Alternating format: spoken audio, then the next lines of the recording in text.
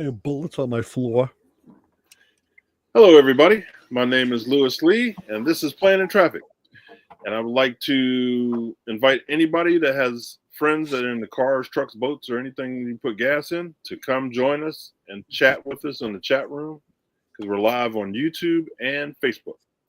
We got my man Ray. What's up, Ray? Yeah, and you can even come in, even if you need gel, anti-gel stuff in your diesel fuel, you can come in and tell us about it. Because Oh man, my internet's not letting me hear you. Hold your video is kind of cracking up a little bit too. Lewis is in a kind of a depleted state of connection over there. So if he freezes up like he just did, you'll know why. But I know we were going to talk about today winterizing, which is a topic that we talk about on Motor Mouth Radio a lot. There's old man Winter himself. Hey guys, what's up? Brian, I see Lewis wants to talk about winterizing tonight. Yeah, very important. We should have done that like 2 weeks ago when it was nice and sunny. Instead of playing in the sun, we should have been working on our vehicles. Always do it a little bit earlier instead of being out there in the snow now trying to get your shit winterized. What's the number one thing you always take care of first on the vehicles? On the tool truck or on my diesels, I changed the fuel filters, change the fuel filter and, the normal, we're changing the oil, getting things, new wiper blades, check. But the main thing is, fuel because of, you don't want it to gel up or anything like that. And I kind of keep an eye on, how the weather's going to be. If we're going to get into a cold streak, I might put a couple gallons of kerosene in instead of diesel, regular diesel. Kerosene's a finer, oil. It does, for free to keep things flowing. You don't freeze up or whatever. All right, but what about the important cars like your wife and daughters? Windshield wiper blades are the most important, and the blue fluid, because they seem to go through. But like I said again, it's the same. Checking tires. I'm here lately. I hate sounding this way or whatever. I don't know if it's the old age or actually having a incident where you had to sit for a while. Actually have a blanket and stuff in the back of the car. I mean, we've had a couple of incidents where that you're stuck on the highway, you're stuck on a roadway because of closure or whatever, and you kind of it's in a world of where everything is instant. Yeah, all of a sudden now you have a situation where you're sitting for X amount of time. Well, a nice bottle of grenadine syrup or Cranbois cough syrup in the back helps out too if you got to be stuck. I'll tell you, I'll add two things. The two things that I do them often. I do them throughout the year, really, but now especially is tire pressure. Yeah. We were talking about this on the radio show on Sunday, and we had a caller, Bob from Rockville Center, who was asking about it, and he was asking about the inflators and all. And I reminded him that, like I've been saying for 100 years, air doesn't stay in a stable state. There's a lot of gases in air. I think like 6 or 8 different components. But in a nutshell, for every 10 degrees rise in temperature, you gain 1 psi of pressure. For every 10 degrees drop, you lose 1 psi. Right. And I tell people, actually, we had someone called a couple of weeks ago. I think my friend John, and he was complaining how his TPMS went haywire, everything was going off. And I'm like, well, when was the last time you checked the air? Oh, it was probably back in the summer. Well, yeah. So it might have been 80, 90 degrees. Yeah. Now you're down at 40. There's a 50-degree drop right there, which is 5 psi. And and that's if you don't have any small leaks or whatever. So no wonder it went off. So adjust the tire pressures accordingly. And the other thing I always like to say, it's cold season, so you want to keep your car's nose clean. And people say, "What the hell does that mean? Keep your car's nose clean." Look between the hood and your windshield wipers and see how many leaves are in there. Yep. This is one of my pet peeves. Open the hood and now you're going to see them all. So I'll take a car into the shop and do that, and it's like this car has been cleaned out in like 5 years. Yeah. I mean, sometimes I'll have it outside and blow it out all off.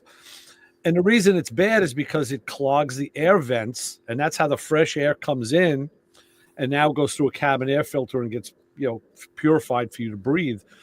But it also reduces the efficiency of the heat and or the AC because of the cabin air and defrosting mode. and defrost mode. Sure. Exactly. That's a big thing. Cabin air filter. The tool truck is funny because it's just a screen. It's not really a filter. It's just a screen, and I can tell instantly when that screen needs to be washed out because of the, like I said, the frost mode, the heat, and even the sound of the motor, because you can really hear. But that's another thing, like you said, those are things that we don't think about to make the car operate easier or more efficient, know. So, well, and I always one of the big things, and it was funny, we were just talking about it tonight about getting the ice scrapers out of the top of the closet. And get because before you know it, you're out there. And of course, back in the old days when we had CDs, you could always take that one CD that you didn't like and scrape the window. But now we don't have stuff like that, Well, I still do. Well, I still do too, but a credit card works very well too. That is true. A credit card does work. But yeah, the ice scraper, most people I pretty much leave them in the car through the year. They're in a glove, in a pouch in the door or tossed in the trunk, whatever. It's just easier that way. But yeah. So those are my two biggies. But you have little cars. Us guys with big cars, we have our ice scrapers have 2.5 feet of stick on it. You know what I'm saying? So yeah. I have one of those for the FJ. I guess you can't reach over that thing. Yeah, so that one's got the stick. Yeah. So when you got the extra, when you don't have extra room, kind of take it out. Hopefully, remember to put it back in when you need it. Right. Yeah, the reason I brought this topic up because, well, I winterize my cars and stuff, but in the bus, I never thought about this, but my diesel heaters run off of my diesel tank on the bus. So I got in yesterday morning and the bus was cold. I'm like, why is it cold? And the diesel heater, the diesel fuel gelled up. Yeah. So my heaters wasn't getting the fuel. Yeah. So I went and bought some degel stuff. Yeah, the 911 emergency, the one in the red bottle, works the fastest. That stuff is awesome. I carry one of those just in case. I only use it, because it works pretty fast. But I top off or I maintain with a regular additive every other fuel tank or every other tank full. But during the winter, I'm really strict on, like I said, changing the filters. And like I said, if we get into a cold snap, I'll run a couple gallons of kerosene with the fuel. And that, like I said, that helps. Huh. I might try that. Yeah, kerosene, it's just refined diesel. It's back in the old days, you had diesel 1 and diesel 2 fuel, and then you had kerosene. It's just how refined it is, right. And it's like I said, it has a different flash point. I think it burns easier. So, but going along the line, like I said, windshield wipers, I tell you, back in the day, even when I worked on cars, I can't even tell you, even when you had an $80,000 car and the windshield wipers were bad, and you're like, you want to put I never use them. It's like, it's like, yeah, but the one time you do need them, you don't want A, scratch the window, or two, Yeah. You know, I don't even know how you not see. Of course, like I said, if you're super anal sometimes, you know, and you're running the Rain X and everything else on it.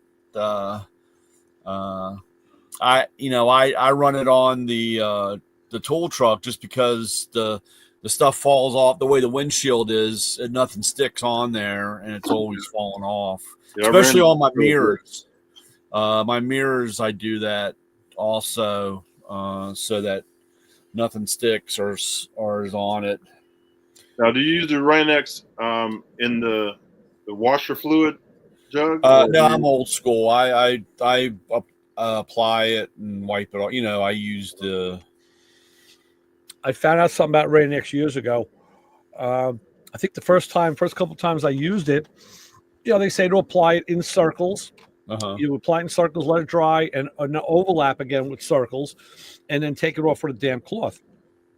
But I didn't like the way the rain was gathering on the windshield. So the next time, I said, let me try something totally different. And I used really, really big circles, as big as I could reach almost. Uh-huh. Let me tell you something. When the water would hit the window, it would form into these big globs and just join together and fly off. Yeah. So the bigger, the better. I use those big circles and you get bigger globs and it just gone. Well, now thinking about, I don't do it across the truck. I do it up and down the truck. I don't know if that matters so much. You know. No, I know that, but I think that's why I don't have that glump. Like I said, it goes down. Okay. It goes down instead of outward, I think. Oh, okay. I've never even thought about it. It's just the way I stand in front of the truck. Right. Of course, you know, being a cab over, I don't have the hood, so it's easy to get to. I don't know. But like I said, the biggest thing really for me is on my side mirrors. On the mirrors, I coat them down and because of visibility. You know, everybody wants to drive in your blind spot. Yeah. I gotta tell you, you know, it's funny. You drive a truck every day, and I've driven the flatbeds, I've driven the tow trucks. You know, and I get in the zone. But we had this big Mercedes van at the shop, and it was right in the way. I had to move it on Saturday so I could get some other cars in, and of course it's in there because it had an accident, so it's got body panels hanging off of it, and you know, I don't know what else is wrong with it. You know, I started up, the dash lit up like crazy, and I took off with it, and it felt like the brake was on. I don't know what was going on, but I ran over like 3 curbs, I think 4 kids' bicycles, 2 shopping carts, and an old lady.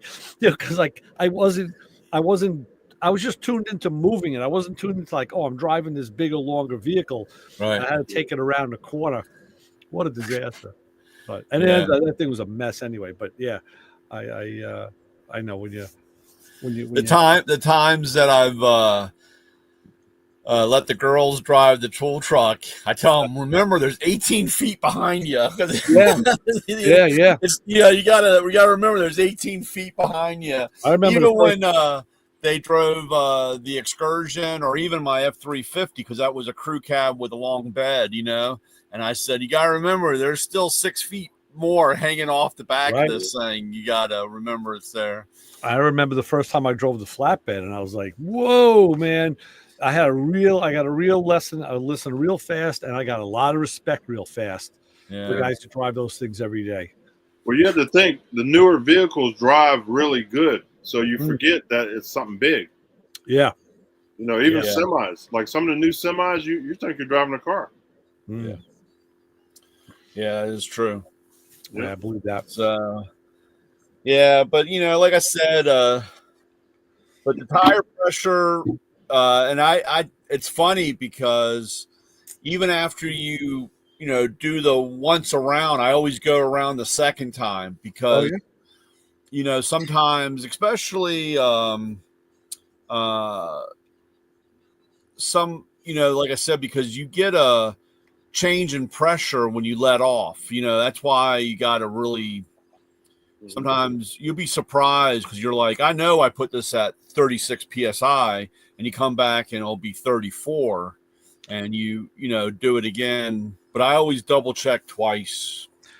You know, I get kind of crazy like that too. When I buy the garage, I'm using my compressor. I have one of those, the air inflators, like Macro sells one. Everybody makes it. I have the Blue Point version. Yeah. It's got the gauge on it, and I'll fill a tire, and I'll let off the fill paddle, and it'll always change by like 1 or 2 tenths. Yeah. I was like, I got to hit it again. And then years ago, I got a digital tire pressure gauge. I said, oh, this will be great. And I'm using it. And I said, hey, wait a minute. All right, I'm at 32. But am I at 31.999 just at 32, or am I 32.9? Right. Like, where am I in that? Because it doesn't give you any other digits. Yeah. So at the beginning of it or at the end of it? And I'm thinking, do I really need to know that? Right. And the answer is But no. before we forget, because the one thing that we always forget when we're checking the tire pressure is do not forget the spare. Oh, the spare, right? Because that is the worst thing in the world is when you go and get a flat and you go back there and that thing is just as flat as what you're changing. So I have always preached that, and I'll tell you the biggest problem I have is many cars, the spare is upside down. yeah. So you got to take it out to check which is a freaking stupid idea. Or even the ones they put underneath the back of the vehicle, like on the vans and some of the SUVs. That's another tough one because you got to lay on your ground. You need a light, usually, and it's a pain in the neck. Yeah, my parents had they have a Odyssey, and that is in the the spare tire is in the center and the rear behind the console of the inside of the car. Talk about checking the tire. Right. You gotta tear the whole freaking interior apart. It's almost like a German idea. We'll think of it at the last moment and stick it here. No, I'll tell you something I learned from my friend Ray, who's he's a forensic adjuster, and he told me this years ago. He said spare tire placement in the SUVs was engineered in as part of the crash safety standard. So the cars and trucks that had them under, the trucks that had them under the bottom of the vehicle, they said they were tested in, with that in place, fully inflated. If that tire is out or not inflated, the whole crash standard changes on the back end of those trucks. Yeah. So it's actually a structural, a needed structural component. Well, I need to get mine on my Chevy back end because it fell out. It was no tire back there at all. Fell out. Yeah, fell out. What does that mean? So you may need a little more than just putting it back in. You need some. I need the bracket. I need the chain or whatever. It all rusted away. That's what happened. Right. Yep. Sound like like my FJ. It's on the back tailgate. It's right on the back of the truck. Yeah. I just picked up a rim today. I couldn't find a rim anywhere, and I went on buy sell trade. I just went and picked it up a couple hours ago. Okay. And I do want to say from experience that if you do have a spare tire and it's a safe space saver, even a regular spare tire, they do have a life expectancy and a date of goodness. Oh yeah, because how long that is? Well, it's on. I think it's supposed to be 10 years. Wow. And the reason why I found that out was one day as I was driving the Audi, the Quattro, I had a flat tire. So I stopped, got the spare, and of course the tire was about 15 years old, 18 years old. Yeah. And I put it on. And, of course, it says, keep speeds under 60 miles an hour, blah, blah, blah, and I wasn't doing anything spectacularly with the car, just driving it. And that tire came apart. It was lapidated or whatever. It just started to come apart. And I was like, holy crap. And oddly enough, I had gotten rid of another Audi and I had that spare tire. It was the same vintage. I had that spare tire. I saved it, and I had that spare tire in the car. So I changed it. It took me 2 tire changes to get home because that tire came apart. Oh wow. Oh, And so I was like, man, I can't believe that. And I started looking around, and I think it's in that Botch book that I sent you, what we have, Ray, the Bible. And it said that the average life, or you should change it in 10 years, every 10 years. Wow. Well, how about this? In 10 years, cars use different size rims now. Yeah. There's all sorts of stuff changes. You may not be able to find that wheel in 10 years. That's a newer version because it wouldn't be produced. Right. Well, like I said, and the funny part is that donut or that safe space. I mean, that tire, I priced one out, and it was like over $200 for that little tire. Jeez. And I was like, holy crap. And so needless to say, I don't have a spare for that. I Of course, just the wanna- car is not on her. Just want to know, where can I get the large print version of this? I know, man. I wish, dude, that's a great, I tell you. Let's see. But I Let's think there's look up- something in there on the spare tire. I think that's where I found it, or somebody. It's funny because I was looking up a couple of weeks ago. We were talking about threading, and I was looking up, and I couldn't find it in here. So, there's a lot of tire stuff. Tire designation symbols, tire imbalance, tire pressure, tire tread, tire bias ply, tire pressure monitoring, and then tires, tread surfaces, regulations, aspect ratio, mud and snow, radial ply, special high traction, tire speed, tubeless alloy. Okay, no, tires too. So I guess it's just going to be under the tires section. I think it was in there. I don't know. I would have to look, but or maybe I talked to the guy at Radial Tire, one of my tire shops. But I have to see if I can find where that was, because I was like, well, how many cars are running around that's 15 years old that still has original spare in it? Just to show, Lewis, this is like what you have to read, Lewis. This is the kind of text you have to read. Oh my gosh. yeah. Yeah, it's like reading like a law journal. There's a lot packed into these little pages. Yeah, there's a lot of stuff, man. You want to know how something works? It's there. But yeah, spare tires is Tire tread, tire applications. Well, a lot of new cars don't even come with spare tires, so That's Yeah. right. Yeah. actually guess you don't need them. actually, unfortunately, in the world that we live in today, I was at one of my Goodyears, and a car was towed in, and it just had a flat tire, right? And there was I'm not saying anything, but there was a guy driving the car, and they were like, "What, you didn't have a spare?" He goes, "Why change the spare? Just call AAA." Well, right. A lot of guys. I've heard people say that. Why even bother doing? Just Sit on the side of the road for I'll 3 miss hours. the rest of the day of work. I'll just call in, say I have car issues, and wait for a tow truck. I mean, I'll tell you the truth. When I drive my Pontiac, I have 17-inch rims on the car, but the tires are different sizes in the front and rear. Yeah. And I have a spare that I can put on the rear, even though the tire is a lot smaller than what's on the car. But for the front, I don't, because the brake. because of the brake rotors. And the problem is, I found a 15-inch rim that'll fit and clear the rotor, but I haven't. I'm trying to find like a used 15-inch tire that I could use. Forget it, man. You just can't find them. And so I have one spare, and the rule of thumb is, if I get stuck with a front flat, I'm going to call Haggerty and have them come flatbed me. Yeah, it's funny. I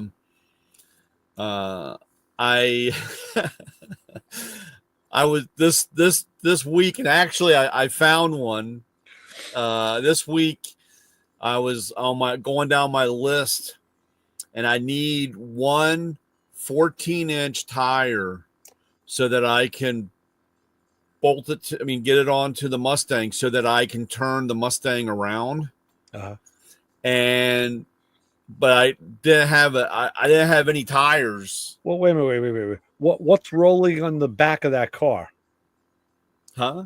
Because last time we talked, there was no rear end in the car. Yeah, well, the rear is in. Just the rear is just sitting. It's bolted in. Oh, I didn't. I thought it was all out. It was totally out of the car. Yeah. So it's the original housing, just with no guts. Yeah, it doesn't have a. It has. What are you bolting the rims to? What do you mean? If To the there's no axle. guts, if there's no Well, I guts, mean, it has a third member. It doesn't have. It just has a open diff in it right now. okay, all right. Okay. The my traction lock, traction lock. I don't want to call it a posi because everybody will get upset. Right. You know, the traction lock. Actually, it's not even that. It's a spool. I just I want to tear It's shit a up. backyard Detroit locker. I mean, Yeah. spiders have been welded. Yeah, no, it's just a spool. It's just Right. a spool. There's no forgiving. It's jumping the tires. But I had the one tire that was on it because it sat so long.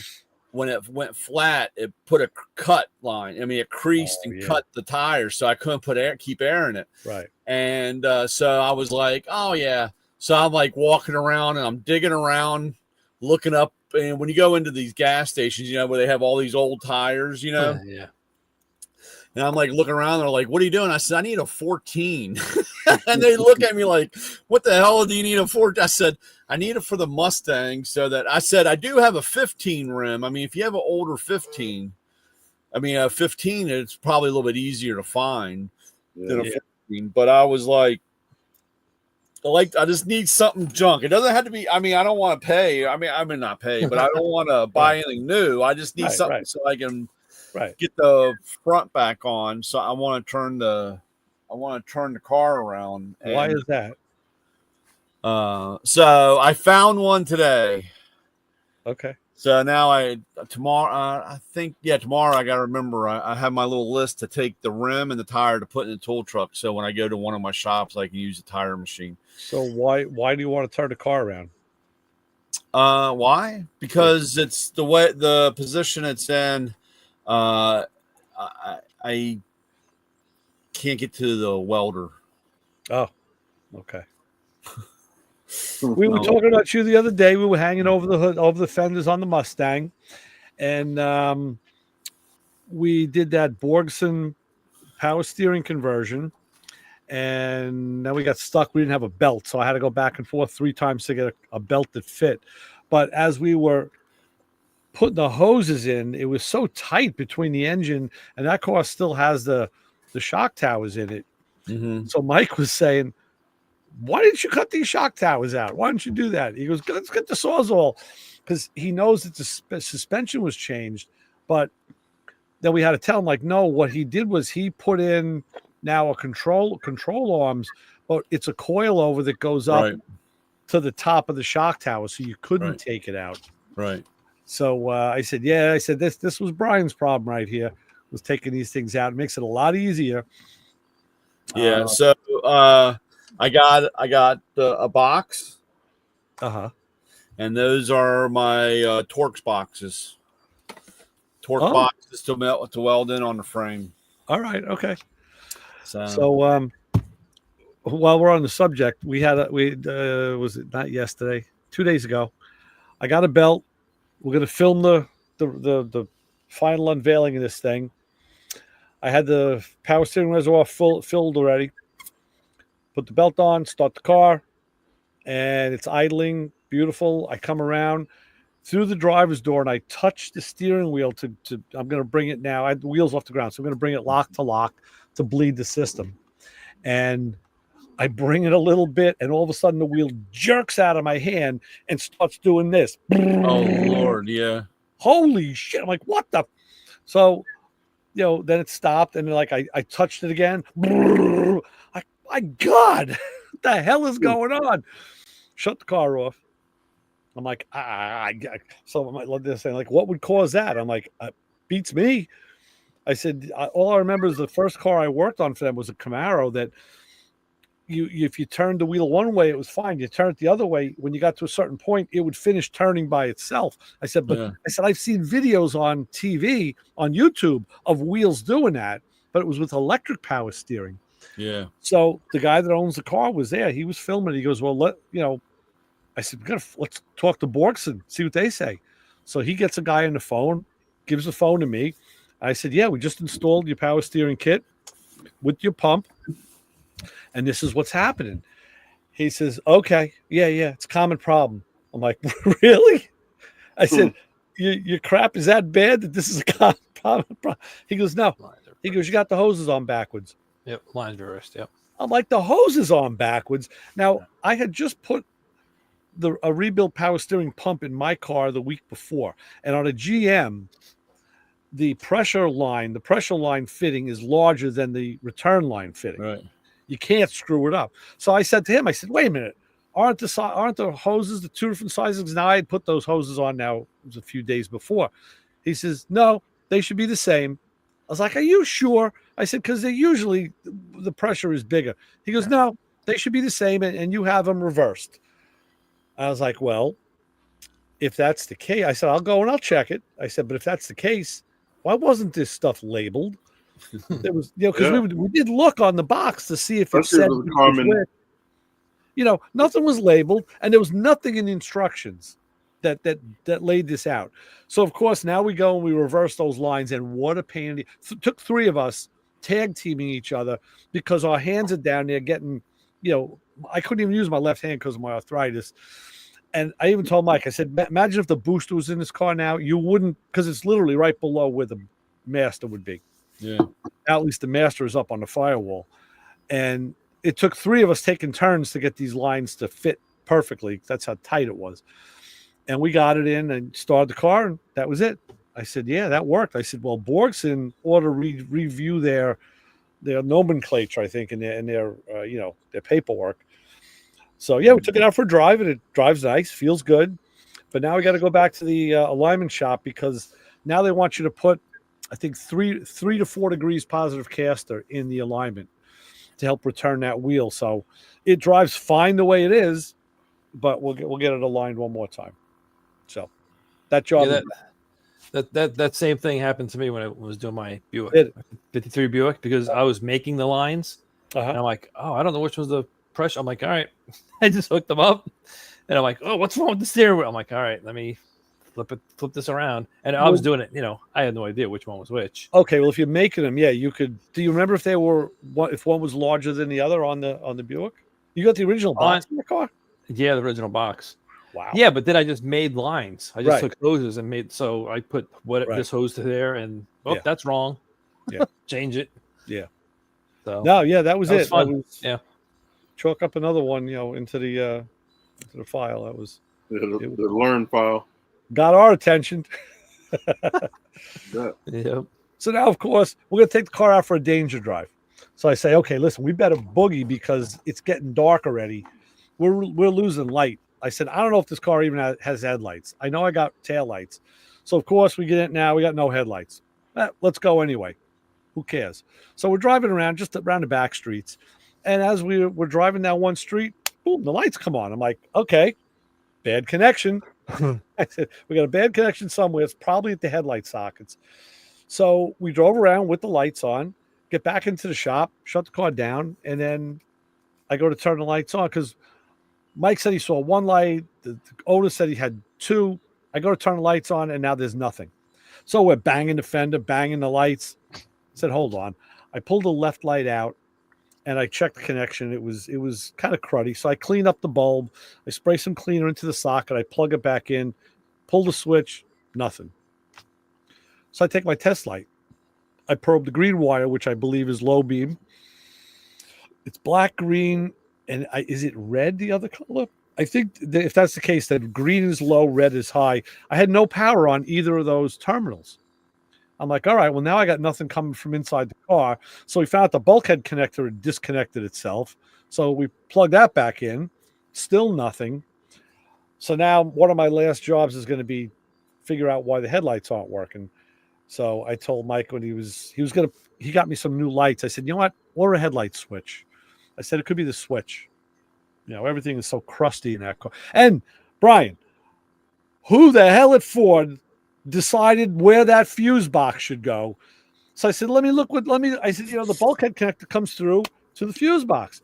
So I get in the car and I look up on the firewall to the left of the brake pedal, and it's nice and smooth. No fuse box. I'm like, weird. So I see the wire bundle come through, and I follow it over to the kick panel, and there's the fuse box, half behind the kick panel, half under the dash. Like, who the hell put this there. It's a pain in the ass where it is. My God, that's just there was room on the firewall. Yeah. You know. Oh, Last second. I'm loving Mustangs more and more every day. Well, It's that's an easy good, Ray. fix. Easy fix. Just rewire the whole thing and put the box where you want it. Well, this guy, this owner, literally, if I wanted to keep this car around, everything I've said to him is like, "Hey, you want me to order the painless kit? You want me to order I'll order whatever you want." I'm like, Yeah. "No, I want you to take this car home and like, actually, we're gonna have to flatbed it back to New Jersey for him. But I just want this out of here for a while so we can work on something else." So yeah, I gotta see now if I can get the lights to work. And I know they work, so it's just a matter of a connection or it's something in the chain. And, Ground or something. Yeah. Who knows? well, yeah. The one thing that socket did have was a good ground because I reversed my test light and brought it over to the black terminal, and the test light lit nice and bright, which is odd because usually the grounds suck. Yeah. So I just didn't have power, so it probably isn't coming through the switch. So for winter, you want to prepare your car for winter. Make sure your headlights work because it'll melt the ice. Right. Except if you have you seen, so when you have LED lights though, I saw this one with they had this guy who was complaining about his Cybertruck. So he was driving in the snow. The Cybertruck, I guess, has this beam that goes along the front. That's Yeah. not the headlight. Headlights are on below. It's like a little shelf, and the guy's like, "This thing's getting full of snow." I turned the headlights on, can't see anything, and Wow. the No headlights, there's no heat, and it doesn't melt it. So he's like, "I'm driving around, I can't see where I'm going." Right, In right. the winter, it's like this is great design. Okay. Another fault of the Cybertruck. Plus, I wonder what the amount of battery efficiency loss is for every 10-degree cold. temperature drop. Oh, Because you do lose, Yeah. you know, Yeah, battery. well, even just putting the heat on, I'll lose, let's say, on the guess meter, probably 20 miles, 20 maybe 30 miles by just putting my heat on. Uh-huh. I was like, oh, that's great. Yeah. I had 200 miles and I got like 180, 170. Well, you could be like Lewis, just bundle up with more clothes. Right. Well, Full hoodie on. Yeah, look, Yeah. he's all bundled. Yeah, I got this right here. I could just hold on. Let me make sure it's the right way. Just put this on and I'll be nice Yeah. and warm. Ah, Nice. See that? Nice. This way. There you go. Man, that's pretty fancy. Yeah. Nice and warm. Wait a I don't minute, wait a minute. Bring it back up, show Terry. I don't get to wear it that much though. Doesn't. Guy in Florida has all the sweatshirts. I can't complain. 40 degrees is cold. Oh no. Look what he's rocking, Terry. Look at that. Look at that. I'm still waiting for mine. Show. I'm still waiting for mine. It's easy. Go on the website and order it. No. It's coming. I got you. No, I know you do, man. How's everyone doing, man? Terry, I want to hear That's more right. about this Camaro clutch pedal, dude. It's a beautiful setup. How did you mount it? It has two holes. It has three bolts, 3 holes. The two that support it through the firewall. You put some nuts on the inside of it, right? On the inside of the firewall. All right, so you have to Go drill through those holes, I guess. You have You have to. to drill 3 holes. Okay. 2 for the bolts. The center has the master cylinder, the opening for the master cylinder. So it goes one little small port for the reservoir, and then the other one's a quick disconnect that goes right to the throwout. Nice. Easy. Nice. Easy. Good catch. I like the modification you made on it too. Because you know what happened? Because it sits so deep down into the I Firewall. figured that. Yeah. and Yeah. so I was just like, wow, because the pedal, it looked like this. The brake and the gas pedal Right. looked just like this. So You I know, had to cut it. When you showed the mod, and I said, okay, he brought it forward. I said, I bet you the pedals didn't line up, and that's exactly yeah. No, they were like 2.5 inches off. So I was like, let me just go and bring it inward. So it looks a lot better. Yeah. It looks a lot better. Very good. But yeah, I took the truck for its maiden voyage yesterday. We're tuning it, and it's one hell of a difference, man. Danger driving the truck. Very good. Nice. It moves because automatic fluid moves it, but I mean when you have gears moving it, it's a difference, man. Yeah, it's another world, right? Yeah, Well, that's a It great always makes project. it always makes the car feel faster when you're rolling Yeah, through no, the gears. you step on it and it's just the throttle response is ridiculous. Yeah. Yeah. So now what I'm trying to do is get the speedometer to work correct, Oh, because because the magnetic pulse is different, so he's going to find the right one, and in HP tuners, and that's pretty much it. that uses GM Synchromesh fluid, right? In the tranny. That transmission, they want regular automatic transmission fluid, yeah, like So it's already Dextron right. 3 or 4. Right. Yeah. So now it's looking good. We're trying to get it to look like it came from the factory. That's the biggest. Yeah. That's one of the biggest obstacles. Yeah. Yeah. So, but it is fun. I'll tell you, the garage. A year or so back, that garage was looking a lot more neat and organized than it is now. You got stuff everywhere. Oh my goodness! I got old air conditioning. 'cause Yeah. I had to move it out because I had to put the 408 engine in spot. So I gotta. But it's gonna look neater this weekend because the CUDA's coming down. I think next week. Oh wow. CUDA's coming down, so I can finish it up. So I can at least finish my part. Okay. Nice. And, Lewis is like, enough playing, like, let's get that car down there. Yeah. Let's get it popping. Yeah. So next week we're doing PRI. Ray, jump on the plane with Terry and come on over and hang out with us. That's One a show. down. It is a show I'd love to go to too. that's better than SEMA. I wouldn't say it's better. It's different. Yeah, You would enjoy PRI more so than SEMA, I think. I believe so. Yeah. Yeah. Drive over here and then ride with us. It's only 5 hours. Yeah. It's true. I know I made it home from Toledo. It was 600 miles. What's yeah. nice is it's only 3 days. It's a cheap getaway. You know what I mean? Right. You stay. Brian in there. Brian, get over there. Come on, let's go to Indiana. Indiana for what? PRI? All right. Yeah. I like to go, but Do it. I can't miss work. I'm not independently wealthy like you guys. You guys, play around with all the big wigs, sipping on Stanley cups, all bundled up. Hey, this is a bootleg cup. Tapping the internet from your neighbor. I mean, I got to pay. They see a fat white guy and they make me pay for everything, dude. You guys are tapping it and all kinds of stuff. I'll come down and set you up. We'll break into their the SSID and we'll get you set up from your neighbors. Yeah, we'll get you set up. No worries. Yeah. Shoot, I'm cheap. This is a bootleg cup. I got this from dollar store. Yeah. Ah. It's okay. Hopefully one day. I mean, like I said, one day. Actually, I really Keith, you didn't go to the turkey run? No, I didn't go. Man, I want to do that so bad. I tell you. I don't know. I skipped a couple. I don't think I went last year. I go every couple of years. Yeah. I go there. I just go there just for the day, and it's a lot. Get up in the morning, go there, walk all around for hours. Yeah. Drive all the way back. So it's like 3 hours there to drive there. So it's a 6-hour trip. Round trip. Yeah, I don't know. Yeah, I just had other stuff going on, so I didn't do it. Yeah. I told I told the wife. She said next year for Thanksgiving. I said I'll be in Daytona. So.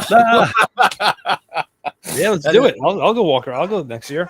Yeah, I got one of my distributors. One of my guys in my group. He took his G8 down, and he was down inside, and and then I had another buddy of mine. He has I can't remember what it is. It's I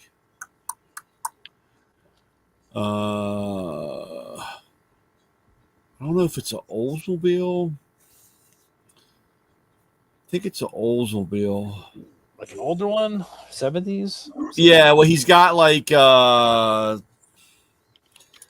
I don't know. I can't remember what year it is, what it is, but it's a 70s. It's a full size, big body car. Yeah. And he's got a Cummins Duramax in a diesel. Oh, nice. Pretty. It's a different vehicle, dude. When you hear that thing start up and come in, you're like, holy shit, what the hell? It's kind of a.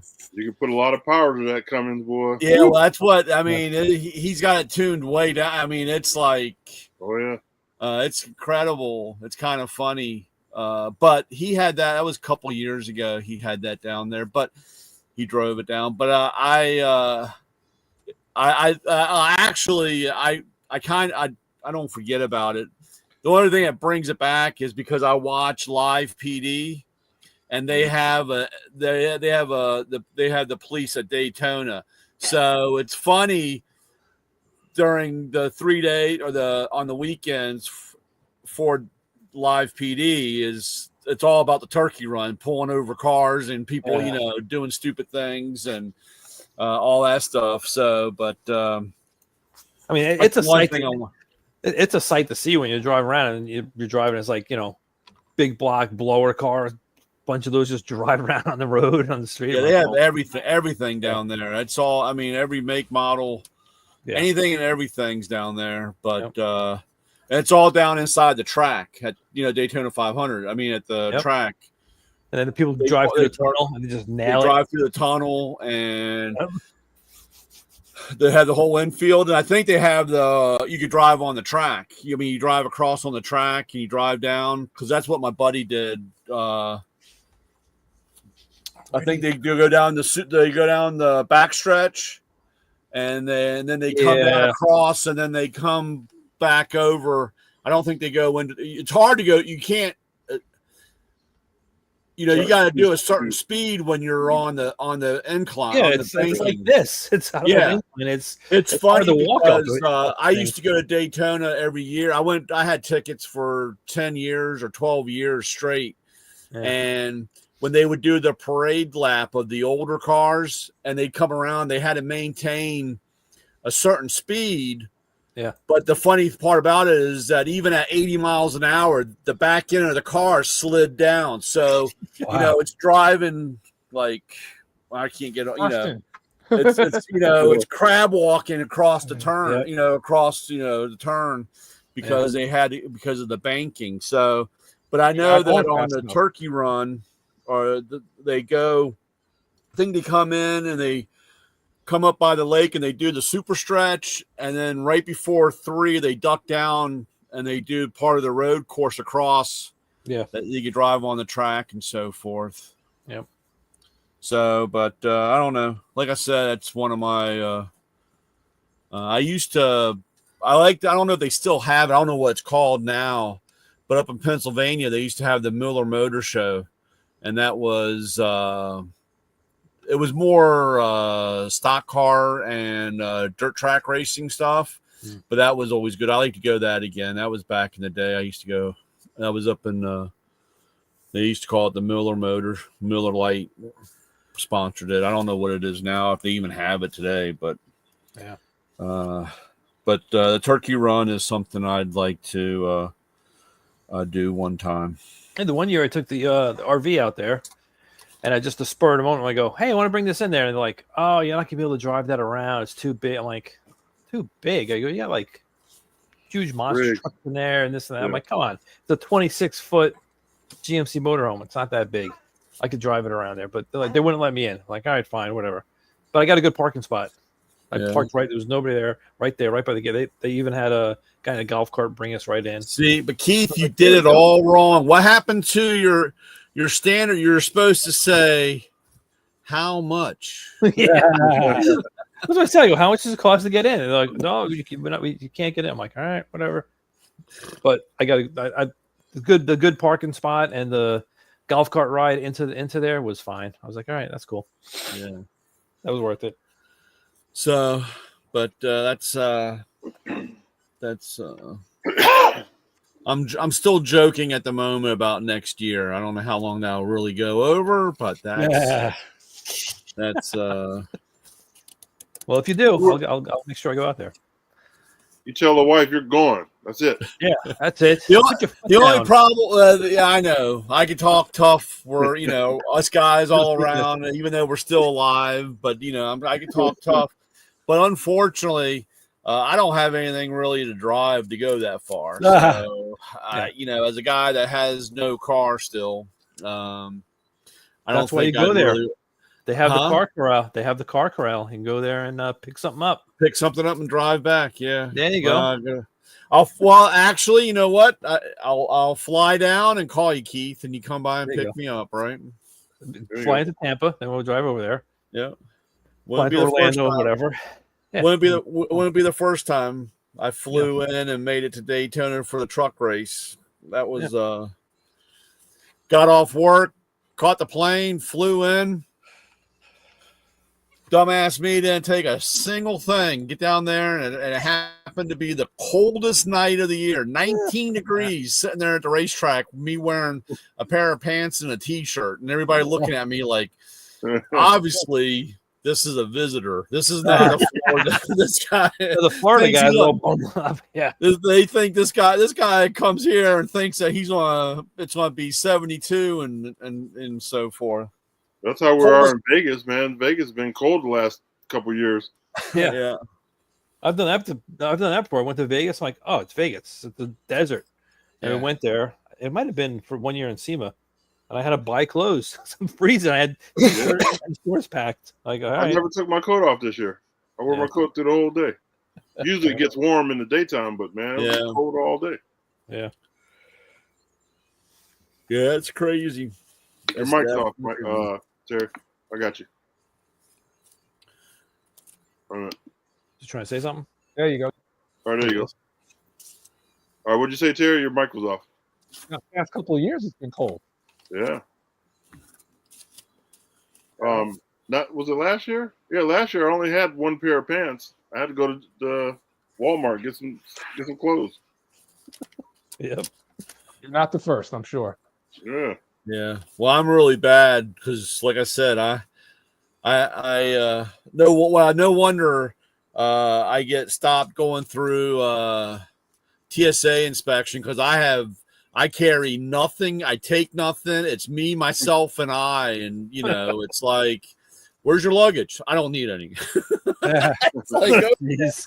you're in the back room, buddy. We got to ask you a few questions. Yeah. You're sus. Yep. Yeah, so I'm a suspect, Yeah. It's like, dude, I don't have time. If I need something, I'll buy it. Other than that, we gotta get on the plane. We gotta get going. Yeah. So Time to put my son to bed. All right, Mr. Terry. Terry, Make it All right, short Terry. and sweet. See you later. Take care, everyone. I'll talk to you tomorrow. Yep. You're out. Take All right, care. peace. Yeah, so I'm trying to figure out how to make this is what Christmas would put up Christmas lights. So I want to make an arch and have Christmas lights. I don't know how I'm going to do it. I'm going to try one this year. Mhm. I don't know if I use regular white PVC or gray PVC. I don't want to use. I know I could use like a metal pipe. I don't want to do that. That's going to be hard. I don't want to have this bent thing that I have to store somewhere. So I'm trying to figure. What I really want to do is make a tunnel on my driveway. Mhm. But then the other problem is it's got to be, I don't know how tall like a UPS or Amazon truck is, 13 feet tall maybe or something. Wow. Yeah. Yeah, you'd be safe with 13. Yeah, that's what someone said. Yeah, if you make it 13, you'd be good. I'm like, all right. yeah, well, you can't do stuff like that around here because you have low flying airplanes. How do you and support it so it doesn't fall back? That's the other thing. Yeah, I don't know. That's gonna be my experiment for this year. Yeah, go on Pinterest. Yeah. Oh, you know what? I should try Pinterest. Yeah. Yeah, I get so many ideas from Pinterest, man. Some people they take the metal concrete rods, whatever the heck they're called. Rebar. Jam that in the ground, put the PVC pipe over it. But yeah, then how do I stop it from going back? You I need guess like I a could buy it. truck coming back. Yeah, Well, that rebar should hold it. yeah, but still, it's gonna I would wave. venture to say you'd have to come up with a triangulated bar more than halfway up. Oh, to hit, yeah. So, and I would just, yeah. I mean, So probably at can least see it. 10 feet up, you'd have to have a triangulated Yeah, bar. I can see if I had a whole bunch of them, And then And you make could it tie them easier. together at the top. tie them together at the top. Yeah, And Are then you the putting last up one just gets one? anchored. and then anchor just the front and the back. I don't know. We're Are gonna you try putting- one. Are you putting one up, or I'm just gonna do one this year to see how it works and how it looks. You we'll know. do like a tent, tie rope, and pin it? Yeah, don't that's go probably side what to I'm gonna side. do. Yeah, that's probably what I have to do. That's because I'm not gonna have anything driving through it. My wife's like, "Oh, can we just put an arch over this whatever we got like a reindeer. Put an arch over the reindeer because it needs some light." I go, "All right," but then I'm like, "What do I do with the lights? We just wrap it all around the thing?" I don't know. Hey, Wire could. tie. I don't know. I want to do it easy and easily to take it down and put it back up because if it looks good, I'll use it next year. Yeah. So that's gonna be this year's project. Let's see what happens. You need to put some guide wire cable on both ends to hold it up, and so when people walk through your yard in the middle of the night, they trip and fall over because of that Garrote wire. themselves. I'll do a video of my yard. We have all the inflatables, and I don't know how many times you rip those suckers right out of the ground. I go, "Oh, let me walk this way," boom, tripping over it. Yeah. They give you a nice black rope, so you can't see it at all at night. Yeah, we got there's a guy down the street has, I don't know, about 47 of them in his front yard. You're a pain in the neck. And I just wonder how many people try to, if they walk through, if they're tripping over all that stuff. Yeah, that's what happens. But what happens now is, I guess probably because Florida, the sun bakes down on the material, and they only last maybe tops probably like 3 years. The UV breaks the Yeah, and then the air just comes out of the material. yeah. We had this one, and my wife said, "Oh, it's not blowing up," and I found I repaired all the big tears in it. Like, all right, there's no tears, and I'm like, still not blowing up.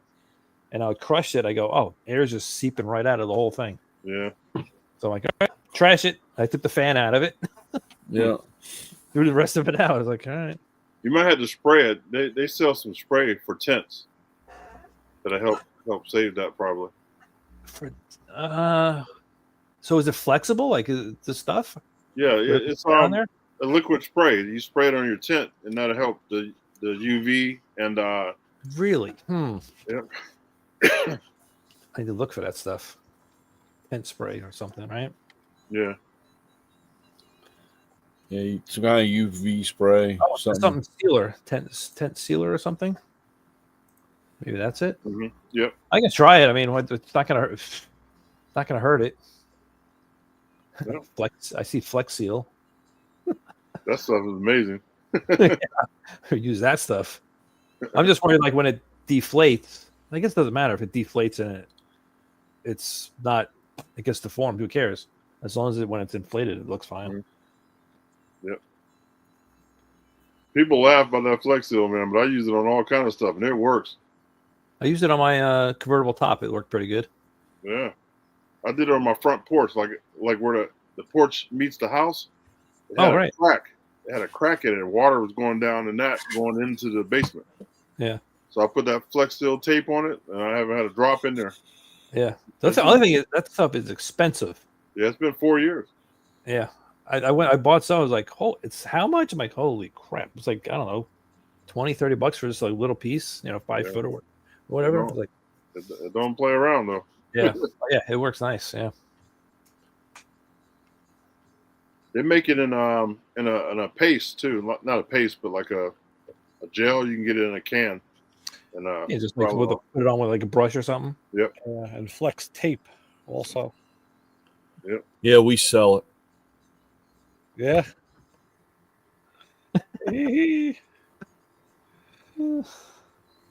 Yeah. So tomorrow I'm gonna go buy some more gel, de-geller, that 911 stuff. Diesel gel. Yeah. Yep. I'm gonna fill the tank up and then throw a whole bottle in. Change your fuel filter.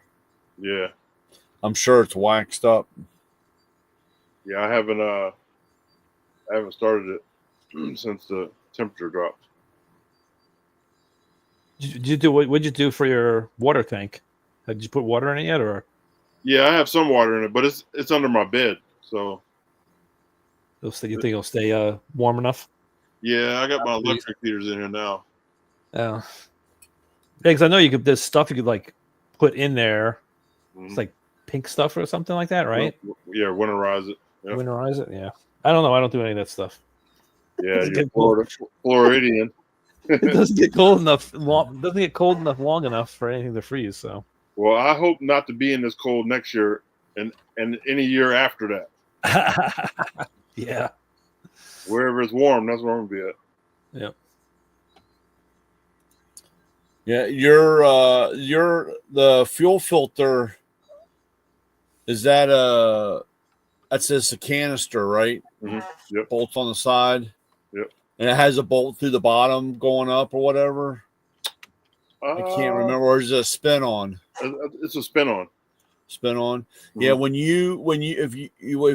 if you change that, when you pull down before you put your new fuel filter in, you want to fill it with ATF.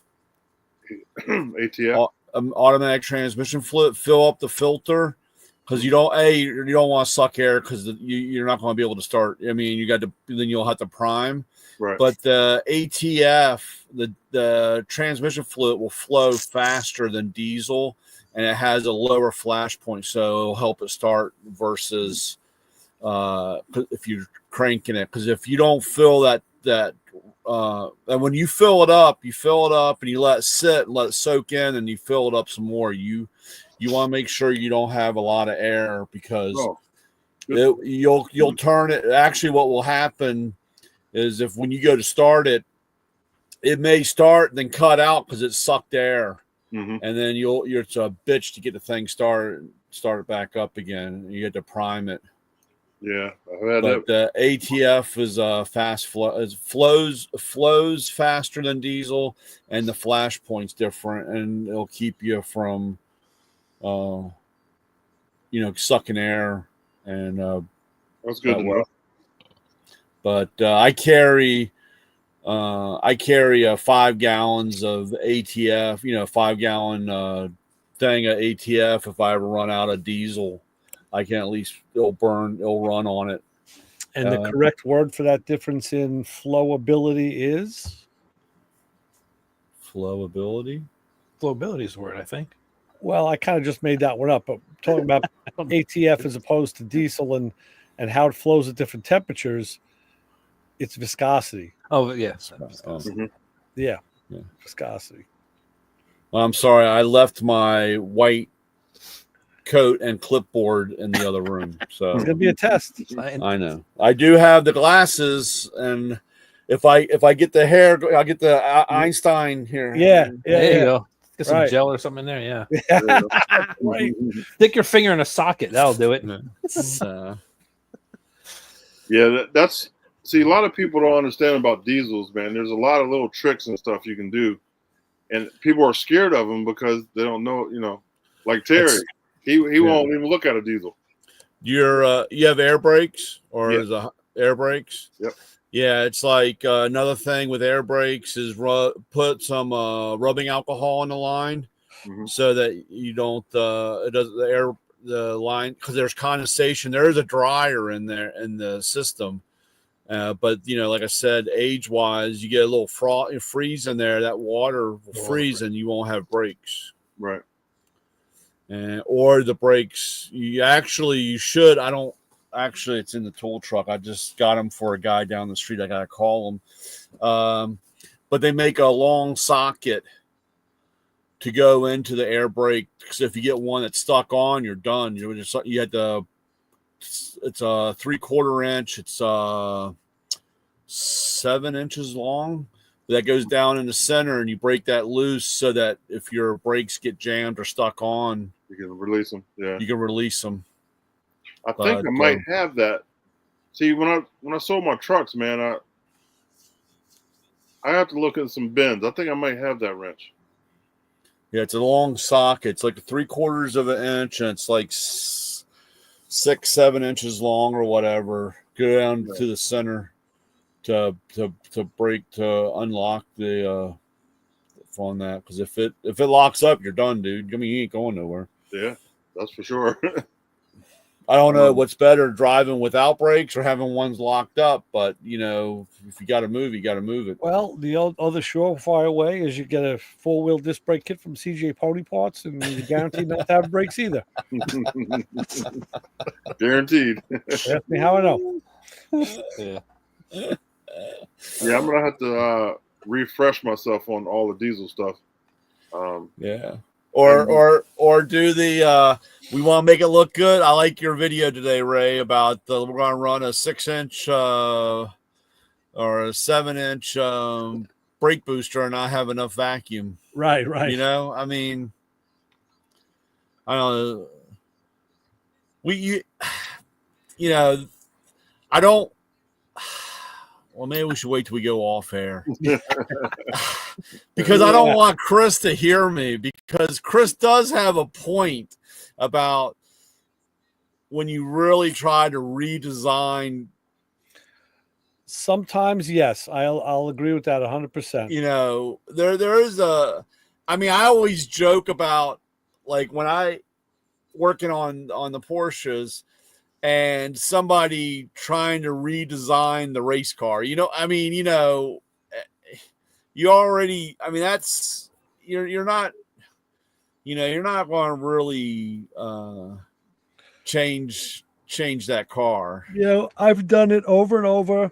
I'm doing it to my car now, and it means changing things and going back, but I look at it as a learning process. And if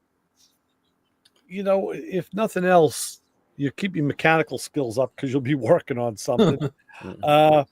And you learn what works and what doesn't. But I that one guy, the guy from today, was saying how, it's like basically what makes you think you could design it better. He said what makes you think the aftermarket could design it better or put all the hours into it that the factory did. Right. And I kind of disagree, because when I get into an argument with somebody about stock versus aftermarket, I said, yeah, the stock stuff has a lot of hours of very intense engineering put into it to make it go that way. But they're also very concerned about cost and reliability for warranty purposes. After that, they don't give a shit. I said the way I always saw it was the aftermarket started where the factory left off and then modified it from there to make it usually more in a high performance vein. And they correct the problems that a lot of times. Yeah, they upgrade Yeah, the a problem. lot of times, or sometimes, they fix the issue or the problem. No, I agree. I mean, there's some things, but I see it both ways. I mean, if your factory car does whatever the system is you're working on, if it does that thing the way you like it, then leave it. I say leave it alone. Don't change it. Just maybe change it, put new components in, of course, freshen it up, but don't modify it. If, like in the case of this Mustang, the steering was atrocious. I mean, it was not safe. So this car needed a steering upgrade.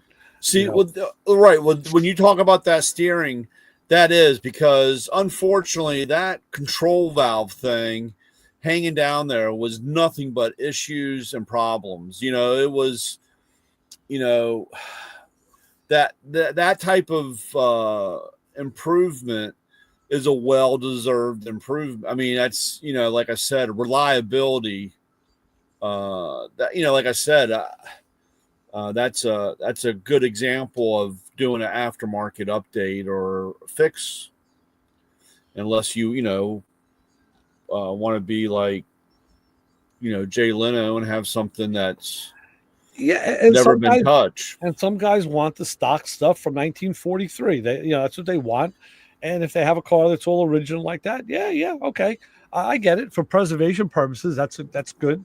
We need to have that stuff around too. There's a place for everything. Yeah. And I've always been, and still am, a big modified guy. I love to modify stuff and use modified parts. Even if it's just aftermarket stuff, I think it is better. The guy from the other day, where he was really poo-pooing fuel injection, modern fuel injection, he kind of sounded like Uncle Tony. Well, you put a Pertronix in a distributor and you get stuck on the side of the road. And what's going to happen? Well, he's right. And I remember back to my earlier motorcycle days when motorcycles were coming in with electronic ignition, and brand new Harley Davidsons had from 78.5 up had electronic ignition. And the diehard old school whitebeards were like, I ain't using none of that shit. They would convert it back to points. Or they took a points plate and they threw it in a saddlebag and kept it with them so they could change it on the road. And I was like, man, that's diehard. But I think I've seen a lot more point failures and mishaps in my days than I've seen electronic ignition failures. Yeah. So to say you got a Pertronix in there, it's probably going to fail. I don't know about that. And then, he was down on the fuel injection, and it's like, and now, here's a guy who converted to fuel injection, and everything he said wasn't worth the cost of doing it. I'm saying that is worth the cost. So I would directly oppose everything that guy said.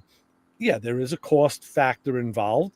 So, but if you're willing to incur that to have easier starts and more reliability, and all the other good stuff. And he said, all those sensors, that ton of sensors.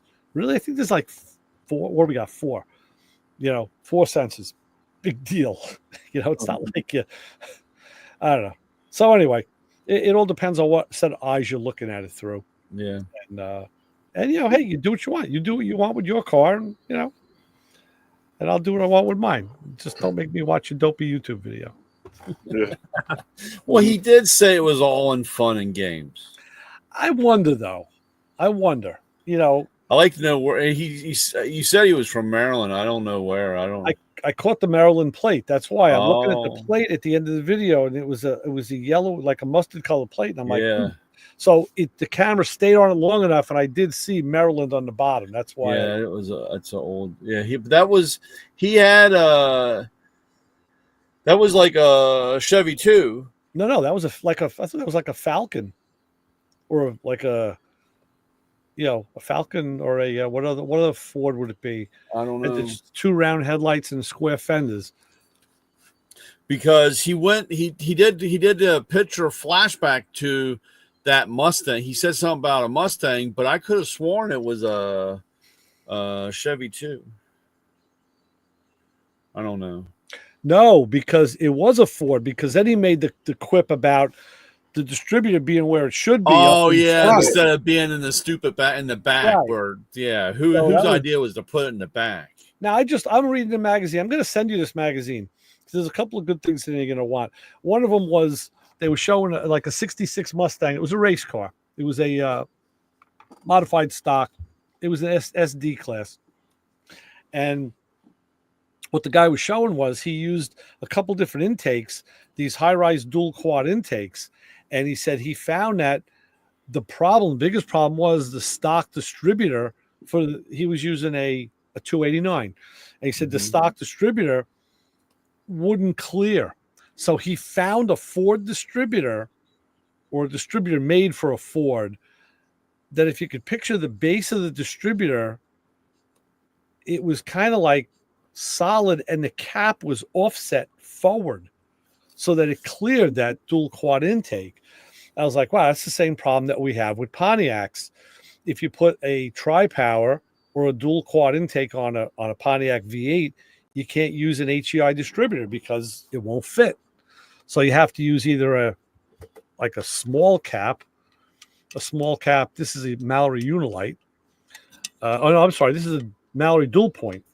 You got to use a small cap, or like in my case, I bought a new Pertronix billet distributor, small cap, and now with the fuel injection, I have a Holley. Small cap. I can't make out the car. Oh yeah, that's a Falcon. What do you guys? Is that a Falcon? That's a Falcon. I don't. Did you? You sure? I'm pretty damn sure. Because that's got a weird emblem. I don't remember. It's not a Futura, because that would be bigger.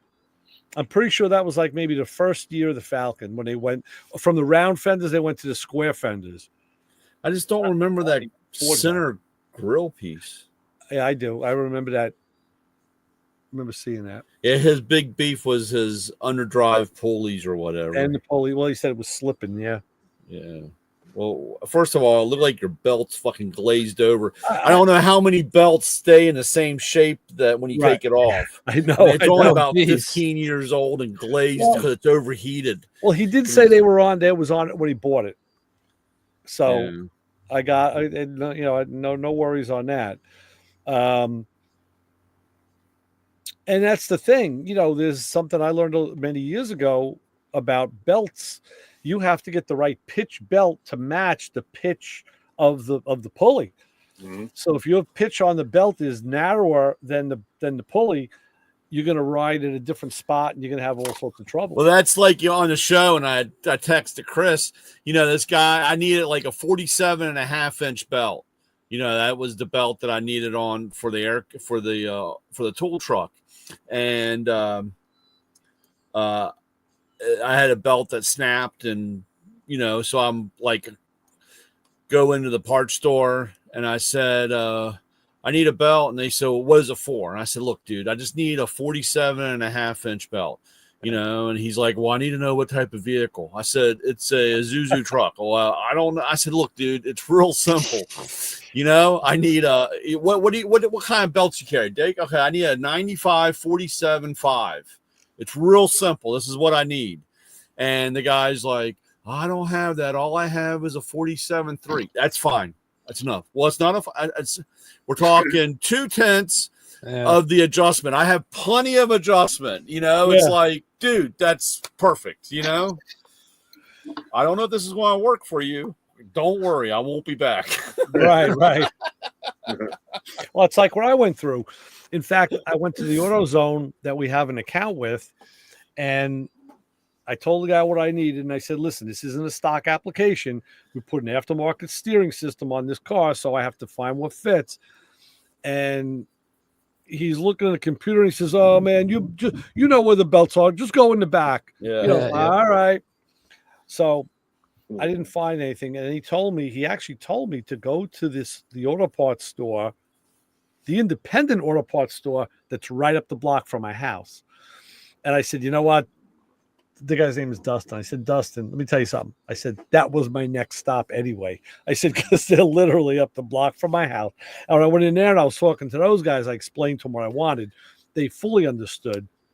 I said, by the way, now AutoZone, the AutoZone guy actually told me to come here, not knowing that I deal with you guys. He goes, you're not the first person that said that. He goes, they don't know shit about belts. I'm like, they don't know shit about a lot of things. Yeah. So the computer doesn't pop up. They don't know what to do. And I tell you, that night when I was going to bed, I'm asleep, going to sleep, and I'm thinking, like, man, if this auto parts store closed, I would be so shit out of luck. Because these guys I call them a hard parts store. Yeah. They know they have the hard parts. They know what the hard parts are. They understand that not everything is a simple job. A lot of times you're doing a complex thing, or you're doing you're making something fit, and they work with you. Whereas the AutoZone guy, if it isn't in his computer, he doesn't know what to give you. Yeah. And even that, their computers suck. Because I was trying to get tie rod ends for this Mustang, and I had an issue with the sleeve size, and I saw there were two different size rods, and I made him pull them up. I figured it would tell me on there what the pitch was. No, nothing. Just two different part numbers. They don't tell you at all what the size is. Yeah. I was like, dude, this is a computer program that should have that information in it, but it doesn't. Yeah. And he's like, well, I just go. It's like back in the old days, that parts rack book that you got, and you just go in the back, and they have the specs and the drawings and the layout of all the parts. I mean, right. That's I did that with the radiator for the Mustang. I wanted a bigger radiator, capacity wise, and but I had to have, I wanted the same inlet and outlet on the hose, for where the hose is. And right. You just go back there and you looked at the pictures and you had your measurements and you hopefully you measure twice before you cut, but you Right. just all the information's right there. Those, like I said, it's a lost art. People say, they just look on the screen and say we don't have it, and Right. you're pretty much screwed unless These guys kind of got to know me now because usually the question is, "What's the application?" And and they know not to ask me. They know I'm going to tell them it's it's a Ford motor and a Buick, or it's some of the crap we get. It's they're going to say like, "What do be you like working on those? now?" What was that thing? I think did I send it to you? The guy that had the G body with a Hemi in it. Oh no, I didn't see that. I'm like, God, that's like he had a cut 442. I don't know what it was. I can't remember what it was, but he had a SRT Hellcat motor in it, and I was like, holy shit! I mean, this is like, you want to talk about, it's bad enough when you put a LS in a Mustang, you know what I'm saying? But you're taking Right and putting this Dodge thing in a GM. I mean, that's crazy. That's a big motor. It probably took up every inch of that motor. Oh yeah, I bet. Yeah. But it was funny because you hear the car. You hear it was I think it was a Cutlass. I think it was and you hear that thing coming down the road. It's that, you know that sound from the Dodge. Right.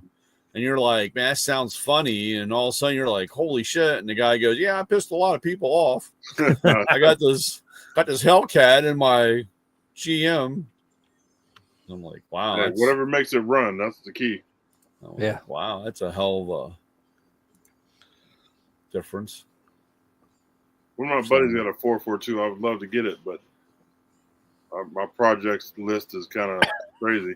A friend just sent me one on Craigslist yesterday. It's a 79, and it's been in a garage like forever. White with the gold trim. That was a Hearst Olds. Yep, that's what this one is. Yeah, and the guy was asking $6,000. So it looks barn fresh. It's got all sorts of dust on it and all. And I'm saying, well, if it's got documentation, he says it's got low mileage. So if it's got documentation, maybe. But That's pretty cheap. It's a 354 barrel car. Wonder if it has the lightning rods in it. I don't know. It didn't. Yeah, it didn't show. Yeah. I don't know if they did it in that year. In 79, Was it the 80s that they did the lightning rod? 83 and 84 they did. Oh, Okay. really? I thought it was. Yeah. I thought that was the. I don't know if they did it then. I 79. think they did it in 75 or 6, didn't they? They had the dual gate. Yeah. 75, they had the dual gate shifter. The light 73 rods were too. 3 rods. Yeah. It was just a gimmick. Just 1, 2, 3. I mean, Oh, Keith, stop. We're supposed to be excited about stuff like that. well, I had it. It was just a big pain in the neck to try to get it to shift. Really? Oh, stop. Yeah. If they weren't lined, if they're not adjusted right and this and that, I couldn't get it to shift. So I just used the big one and just go into 1 to 3, or park or whatever. I wouldn't even mess with the other ones. Yeah, never mind. We're still alive. I'll tell you later, Keith. Well, it is 10:30, so we can break off. I'm trying to behave myself today. Yeah. So, everybody from YouTube and Facebook, thank you for watching Playing a Traffic Show. We do this every Thursday night at 9 o'clock Eastern. So please tell your friends. If you want to check out what we're doing on the off hours, check out the website, playingintraffic.com. All right, people. Have a good night. Bye, Lois. Take it easy, guys. Be See you safe. too. Bye. Righty.